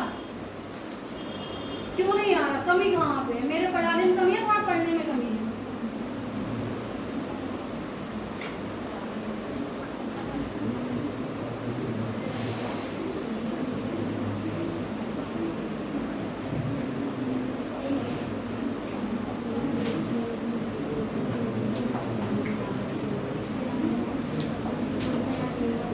अब इसके रदरफोर्ड मॉडल के इसके जो ड्रॉबैक्स थे वो क्या क्या थे? ये क्या नहीं एक्सप्लेन कर रहा है कि number of atoms of proton, neutron, proton, electron कितने हैं। सही है। इसने इलेक्ट्रॉन की पोजीशंस के बारे में कोई बात नहीं की, सिर्फ इतना बताया कि इलेक्ट्रॉन जो है वो न्यूक्लियस में नहीं, चारों घूम रहे। सही है, चारों ओर घूम रहे हैं, कहीं भी घूम रहे हैं, बट उन्होंने ये नहीं बताया कि परफेक्टली किस जगह पर घूम रहे हैं। ठीक है। उन्होंने क्या नहीं एक्सप्लेन कर पाए? तुम्हारी पोजीशन के बारे में कुछ नहीं एक्सप्लेन कर पाए। जब पोजीशन के बारे में कुछ भी एक्सप्लेन नहीं करा तो लाइन स्पेक्ट्रा वैसे एक्सप्लेन नहीं कर पाएंगे। सेम स्टेबिलिटी ऑफ एटम को नहीं बता पाए। सही है। जब तक हमारे इलेक्ट्रॉन्स की पोजीशन कंफर्म नहीं होगी हमें, या हमें ये नहीं पता होगा इलेक्ट्रॉन, प्रोटॉन, न्यूट्रॉन किस हिसाब से क्या कहना चाहिए बिल्डिंग ब्लॉक की तरह लगे हुए हैं, तब तक हम नहीं बता पाएंगे ना एटम स्टेबल है या नहीं है। सही है। तो इसकी ड्रॉबैक्स क्या रहे, इसकी कमियां क्या रही? ये चार्ट है, बोल देख के बोल लो। इंग्लिश समझ में नहीं आती बिल्कुल भी क्या, तो इंग्लिश में हिंदी में लिख के लाया करूं। यहाँ कितने लोग हैं जिसे हिंदी में लिखा हुआ चाहिए? बिल्कुल बिना शर्म के बता दो जिस लोग को हिंदी में लिखा हुआ चाहिए, मैं हिंदी में भी लिख के ले आऊँ।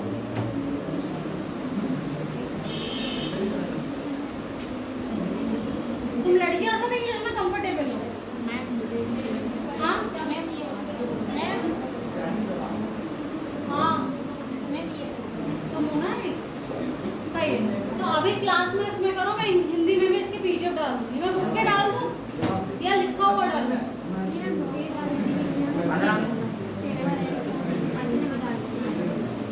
इसमें मैंने क्या क्या बताया आपको रदरफोर्ड मॉडल? प्लीज मुझे एक बार कोई सही से बताएगा। रश्मि बताओगी क्या क्या बोला इन्होंने?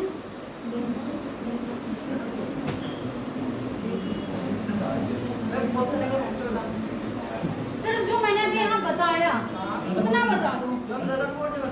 हाँ ये बता देगा। अरे भाई मैं बताऊं? हाँ मॉडल है। अरे बता दे, तू बता। अभी मैं बता रहा हूँ, तू बता। बता रहे हो? बता रहे हो। जोर से। मैं बता हाँ बोल। मैम इनने पहले एक परमाणु लिया, उसके ऊपर अल्फा कण मतलब डाले बारिश की ना। हाँ प्रोसेस बता दो। प्रोसेस बता रहा हूँ मैं। जब इन्हें अल्फा कण आया कुछ कण से वो अपनी जगह अपने मार्ग से विक्षेपित होगा, मतलब किसी कोण पे विक्षेपित कुछ होगा। हाँ, और कुछ सीधे चले गए। कुछ सीधे चले गए। इसका निष्कर्ष ये निकला है जो हम कुछ विक्षेपित हो गए वो उस जगह टकराए जहाँ पर वो चीज ठोस थी। और मैम जो सीधे निकल गए इसका अर्थ है परमाणु खोखला है। जो ठोस थी मैम वो केंद्रक हुआ था, उसके अंदर न्यूट्रॉन प्रोटॉन थे। और जो आप एक कण ऐसा था जो मैम अपनी पुरानी अवस्था में आ गया, मतलब वहीं से लौट के वापस आ गया। ये बताया सही, बहुत अच्छा। सिर्फ इतनी बातें बोलने के लिए मैं भी इतनी देर से समझाती हूँ, तो प्लीज अगर नहीं समझ में आ रहा तो बोल दो। और समझ में आ रहा है कि मैम मुझे आता नहीं है तो मेरे पास कोई सोल्यूशन नहीं है। पढ़ना तुम्हें पड़ेगा, पेपर तुम्हें देना, मेरा पास हो जाएगा, इसीलिए आप पढ़िए। समझे? इसलिए बहुत तमीज से पढ़ लो। अभी तक हमने क्या क्या खोज लिया? हमने इलेक्ट्रॉन खोज लिया, न्यूट्रॉन खोज लिया, प्रोटॉन खोज लिए। सही है। अब हम किसकी बात करेंगे? स्ट्रक्चर ऑफ एटॉमिक न्यूक्लियस की बातें करें। एटॉमिक न्यूक्लियस में हमने क्या क्या पढ़ा? अभी हमने बिल्कुल जो मॉडल पढ़ा है उसने हमें क्या बता दी? न्यूक्लियस क्या है हमारा?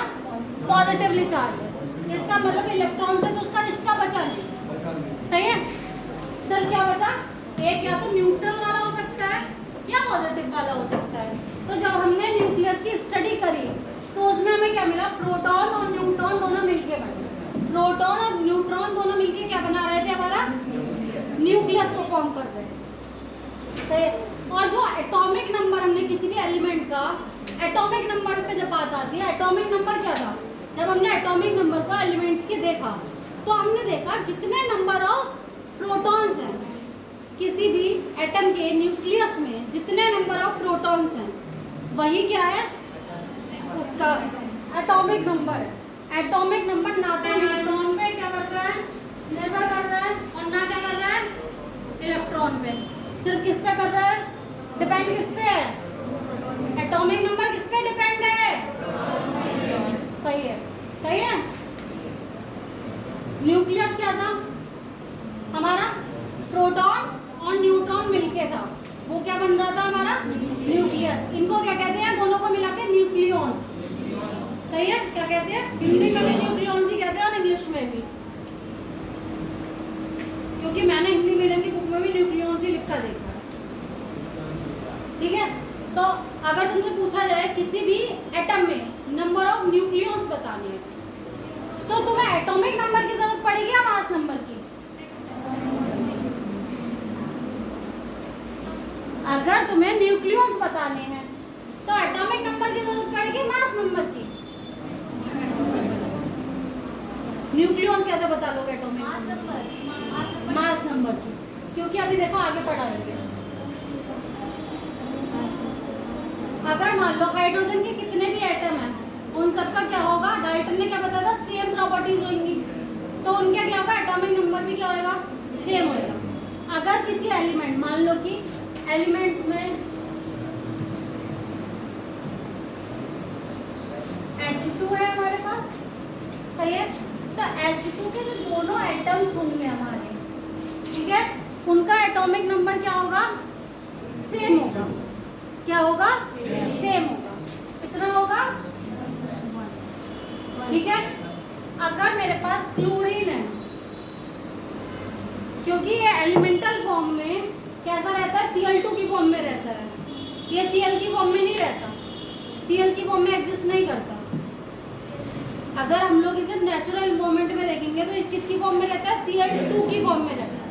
तो अगर हम इसके एटम्स की बात करेंगे तो ये क्या क्या हो गए, 2 Cl हो गए, सही है। दोनों Cls के लिए हमारा जो एटॉमिक नंबर होगा वो क्या होएगा, 17। ये क्या होगा, दोनों के लिए क्या होगा, बिल्कुल सेम होएगा, डिफरेंट बिल्कुल भी नहीं होगा, सही है। यही इन्होंने क्या बोला, every atom of an element have same number of proton. और प्रोटॉन कहाँ से निकलेंगे, किसी के भी एटॉमिक नंबर के बराबर ही उसमें क्या होते हैं, नंबर ऑफ प्रोटॉन। और अगर तुम्हें किसी में देखो, मान लो अगर एटॉमिक नंबर दिया है, सही है, तो वो तुमसे नंबर ऑफ प्रोटॉन पूछ सकता है, तो भी सेम है। और नंबर ऑफ प्रोटॉन दिए हुए हैं तो तुमसे क्या पूछ सकता है, एटॉमिक नंबर पूछ सकता है, तो वो भी क्या होते हैं, हमारे सेम होते हैं। मगर अगर हमें क्या चाहिए, नंबर ऑफ न्यूट्रॉन्स पूछने हैं, नंबर ऑफ न्यूट्रॉन्स पूछे गए, तो हमें किस चीज़ की जरूरत पड़ेगी, मास की, द्रव्यमान की, सही है, द्रव्यमान की, सही है।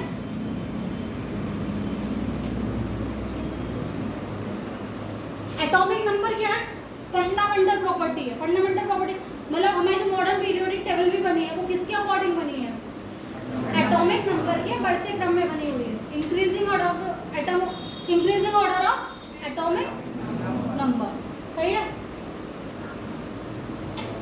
अब हम लोग आ जाते हैं एटॉमिक मास पर, एटम के मास पर। एटम का मास किस किस चीज़ पर डिपेंड करता था, एटम के न्यूक्लियस पर डिपेंड कर रहा था, क्योंकि जो हमारा इलेक्ट्रॉन का मास है वो तो बहुत ही ज़्यादा क्या था, छोटा था, बिल्कुल कम था, तो उसको तो हम लोग क्या कर देते हैं, निग्लिजिबल स्टेट में आ जाता है, उसको काउंट ही नहीं करते। तो हमेशा एटॉमिक मास ऑफ एटॉमिक मतलब सॉरी मास नंबर और एटॉमिक मास दोनों चीज़ें बोलते हैं। इसे क्या बोलते हैं, मास नंबर, द्रव्यमान संख्या, और शायद द्रव्यमान एटॉमिक परमाणु द्रव्यमान शायद ना, हाँ, तो परमाणु द्रव्यमान, सही। ये क्या होता है, ये किस चीज़ पे डिपेंड करेगा, नंबर ऑफ प्रोटॉन हमारे पास कितने हैं और नंबर ऑफ न्यूट्रॉन कितने हैं, सही है।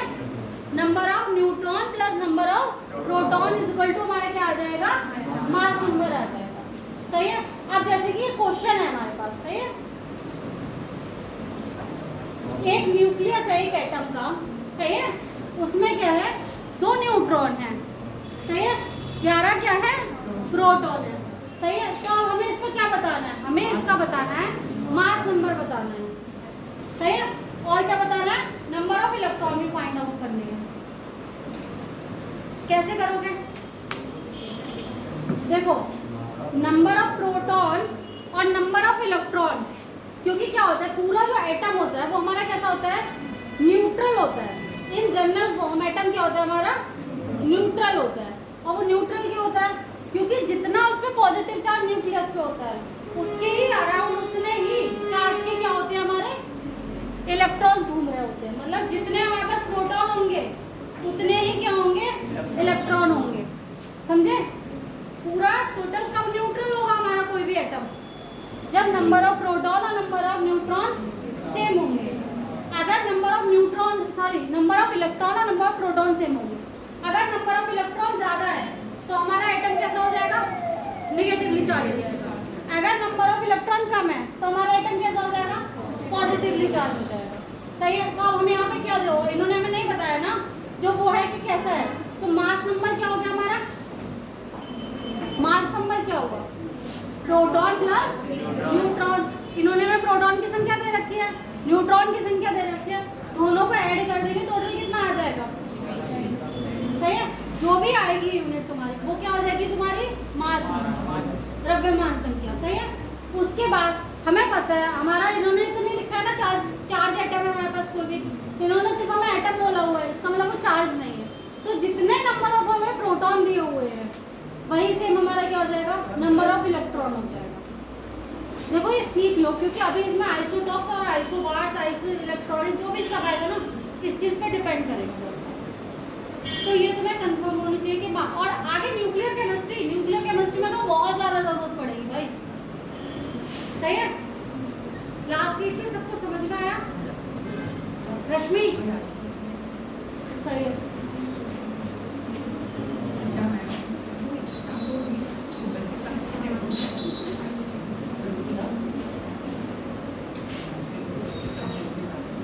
आइसोलेटेड एटम क्या होता है, आइसोलेटेड एटम कहीं पे लिखा हुआ है तो वो क्या लिखा हुआ है, विदाउट चार्ज, मतलब कि उस पर कोई भी चार्ज नहीं है। इससे मतलब क्या हुआ, नंबर ऑफ इलेक्ट्रॉन और नंबर ऑफ प्रोटॉन क्या हो गया, नंबर ऑफ प्रोटॉन और नंबर ऑफ इलेक्ट्रॉन सेम है, तभी तो कोई चार्ज नहीं है, तभी तो न्यूट्रल हो गया। सही है? तो हम इसको जब इसकी हम जो क्या कहते हैं, कोई भी स्ट्रक्चर अगर हम दिखा रहे थे किसी भी एटम को, हम लिखते हैं उसका सिंबल कैसे लिखते हैं,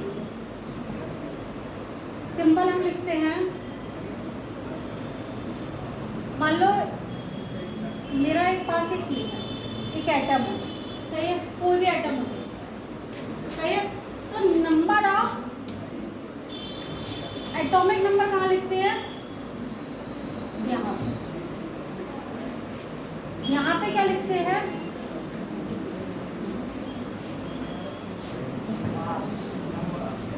मास। सही है? तो अगर मुझे एक लिखना है, मतलब एक एक्स है, एक एटम है। सही है? नंबर ऑफ न्यूट्रॉन इसमें कितने हैं, ए हैं। सही है? नंबर ऑफ प्रोटॉन कितने हैं, बी हैं। नंबर ऑफ इलेक्ट्रॉन कितने होंगे, बी होंगे। सही है? ये दिया हुआ है और हमसे बोला है इस एटम का पूरा सिंबल लिख दो। अगर इन्होंने हमें इलेक्ट्रॉन प्रोटॉन न्यूट्रॉन दे दिए, सही है, और हमसे बोला इसका सिंबल लिख दो, तो सबसे पहले तो हम देखेंगे नंबर ऑफ प्रोटॉन्स को। मान लो इसमें नंबर ऑफ प्रोटॉन इनमें दे रखे हैं, हमें 2 दे रखे हैं। ठीक है? नंबर ऑफ प्रोटॉन कितने दे दिए, 2 दे दिए। तो हमें पीरियोडिक टेबल में पता है सेकंड नंबर किसका है, किसका है पीरियोडिक टेबल में एटॉमिक नंबर 2 किसका है, हीलियम का। तो इससे हमें क्या पता चल गया कि किसका मॉलिक्यूल है, किसका एटम है, हीलियम। सही है? अब हमें पता है इसका प्रोटॉन इतने हैं, तो एटॉमिक नंबर क्या होगा। सही है? अब इसका मास नंबर कैसे निकालेंगे, मास नंबर कैसे निकालेंगे, ये भी कितने दिए हुए हैं, 2 दिए हुए हैं। तो हम क्या करेंगे, यहाँ पे 2 और 2 जोड़ के कितना लिख देंगे, ये हमारा क्या हो गया, ये फाइनल आंसर आ जाएगा। ठीक है? समझे? है? और अगर मान लो आया समझ में,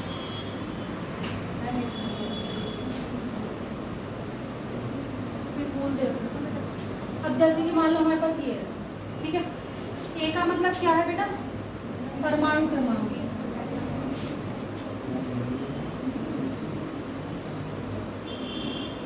मॉडर्न पीरियोडिक टेबल में क्या बताता है? हमारी पोजीशन।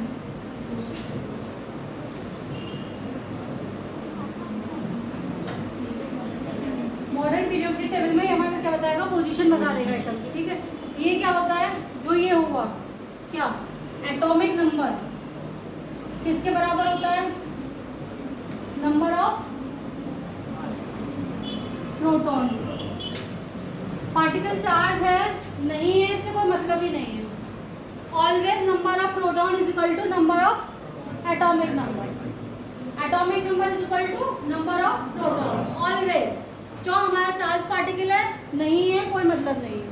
बट अगर नंबर ऑफ इलेक्ट्रॉन दिए हुए हैं, सही है, तो ये पता करना पड़ेगा। मान लो पार्टिकल दिया हुआ है Cl माइनस है, सही है, सही है। अगर मुझे इसका क्या लिखना है? नंबर ऑफ प्रोटॉन लिखने हैं। नंबर ऑफ प्रोटॉन कितने आएंगे इसमें? नंबर ऑफ प्रोटॉन कितने आएंगे? 17, क्योंकि इसका एटॉमिक नंबर कितना होता है? 17। मगर नंबर ऑफ इलेक्ट्रॉन कितने आएंगे? नंबर ऑफ इलेक्ट्रॉन कितने आएंगे? क्यों आएंगे? क्योंकि यहाँ पे एक नेगेटिव चार्ज है, और नेगेटिव चार्ज का मतलब होता है कि उसने एक इलेक्ट्रॉन को एक्सेप्ट कर रखा है, समझे? एक इलेक्ट्रॉन उसके पास क्या है? ज्यादा है। तो ये क्या हो गया? ये 18 आ गया। आया समझ में? क्यों आ गया? वही तो मैं फॉर्म उसकी बता रही थी। यहाँ पे हम लोग क्या लिखते हैं? यहाँ पे हम लिखते हैं atomic number, number of proton. तो यहाँ पे हम क्या लिखते हैं? Mass number. Mass number proton plus, समझ में आया? लास्ट सीट तक आ रहा है समझ में?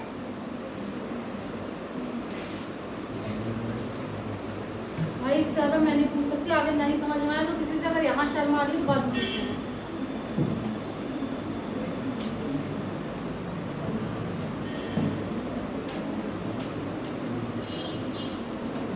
क्वेश्चन देखो, क्वेश्चन दिख रहा है? इसमें हमें क्या क्या दिया हुआ है? देखो, एक तो पहली बात, तुम लोग देने जा रहे हो कंपटीशन का पेपर, सही है। कंपटीशन के पेपर्स में तो तुम्हारी सबसे पहली नजर जानी चाहिए वो नंबर्स के पास में जानी चाहिए। किसी भी न्यूमेरिकल को सॉल्व करना है तो सबसे पहले नंबर के पास पहुंचो। जैसे कि यहाँ 19 है, तो तुम्हें बाद में देखो कि एटॉमिक नंबर है ये 19। सबसे पहले 19 को बोला कर लिया। एटॉमिक नंबर है तुम्हारा कितना? 19। मास नंबर तुम्हारा कितना दिया हुआ है? 39। सही है। क्या फाइंड आउट करना है? न्यूट्रॉन फाइंड आउट करने के लिए, सही है।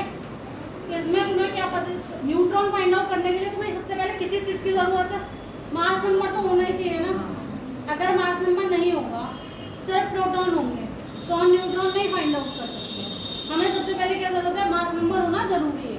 तो यहाँ हमें मास नंबर इन्होंने हमें क्या दे रखा है? ये दे रखा है। और जैसे ही हमारे पास मास नंबर है तो बहुत सिंपल है, एटॉमिक नंबर भी दे रखा है, सही है। एटॉमिक नंबर क्या हो जाता है? Atomic number equal to number of proton हो गए।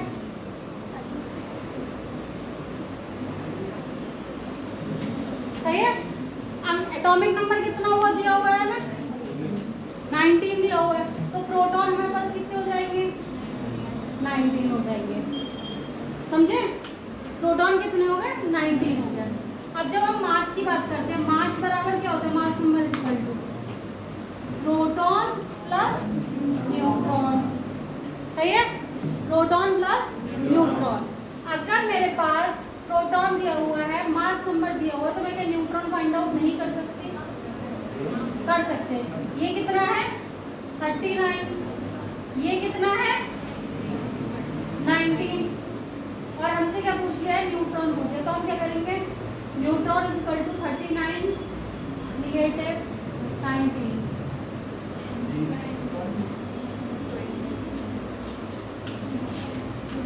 अब समझ में आ रहा है?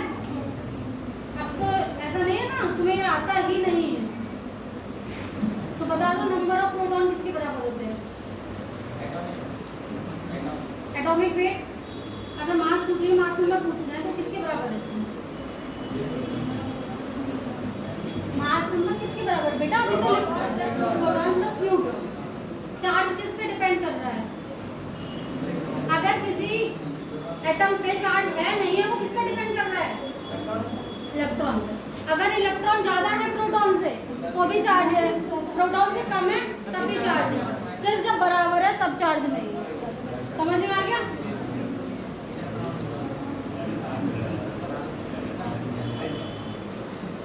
लो भाई, हिंदी में भी लिखा हुआ क्वेश्चन है, सीख लो।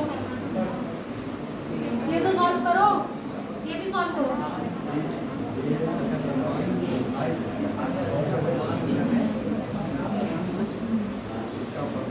द्रव्यमान संख्या का मतलब होता है मास नंबर। मास नंबर कितना दिया हुआ है? 27 दिया हुआ है। Atomic number 30। न्यूट्रॉन, प्रोटॉन और इलेक्ट्रॉन तीनों बताने हैं। सबसे पहले हम क्या लिख देंगे? नंबर ऑफ प्रोटॉन लिख देंगे, बिकॉज हमें पता है नंबर ऑफ प्रोटॉन ऑलवेज किसके बराबर होते हैं? एटॉमिक नंबर के। तो उसमें तो कोई प्रॉब्लम है ही नहीं। 13 आ गया। कंपाउंड में कोई चार्ज दिख रहा है? एलिमेंट में कोई चार्ज दिख रहा है? कोई चार्ज नहीं है, तो प्रोटॉन और न्यूट्रॉन इलेक्ट्रॉन क्या हो जाएंगे? बराबर हो जाएंगे। न्यूट्रॉन निकालने के लिए क्या करेंगे? मास लेंगे हम 27 माइनस 13 कर दो, कितने आ जाएंगे? तुम्हें आ रहा है समझ में भाई? आ रहा है? आ गया? पक्का? ये क्वेश्चन इसीलिए करा जा रहा है, क्वेश्चन आते हैं और भले इस फॉर्म में आए ना आए। मैं नहीं कह रही कि तुम्हें इसी फॉर्म में सीधे नंबर ऑफ प्रोटॉन न्यूट्रॉन निकालने को मिलेगा, बट आगे आइसोबारिक आइसो इलेक्ट्रॉनिक चीजें हैं, उनसे बहुत ज्यादा क्वेश्चन आते हैं।